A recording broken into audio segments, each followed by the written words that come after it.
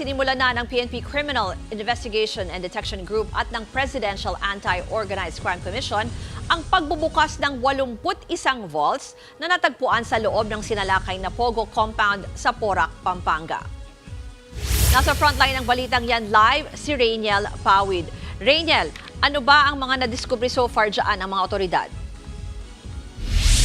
Ruth, may mga pera nga, passport at maging mga cellphone dito nga sa loob ng sinalakay na Porac Pogo Hub dito sa Pampanga. Route 81 nga yung bubuksan na mga vault at nung nakita Buena Mano kanina doon sa unang building, doon sa mga Pogo worker working station nila ay sumambulat agad yung 23 cellphone, ilang mga passport at maging nga yung mga pera. At sabi nga dito ng Presidential Anti-Organized Crime Commission na yung mga nakuha na passport o na yon ay doon sa mga bagong Pogo worker. So Ruth, ang nagiging sistema ay sa lahat ng mga dumarating na bagong Pogo worker ay kinukuha yung kanilang passport para masiguro na malimitahan yung kanilang pagkilos at hindi nga makalabas dito sa loob ng Pogo Compound. At tumagal pa yung mga ilang pagbukas at nakakuha na ng higit 1 milyong piso doon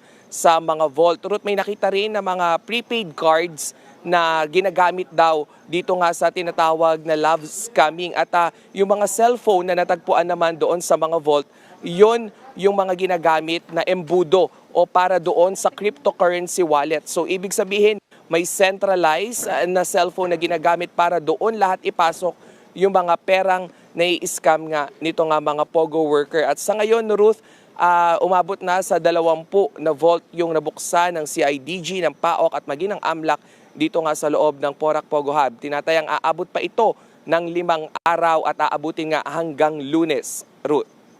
Maraming salamat, Rainiel Pawid. Mga kapatid, ako po si Ruth Cabal. Maging maalam at may pakialam sa mga may init at rumaratsadang balita sa Frontline Express.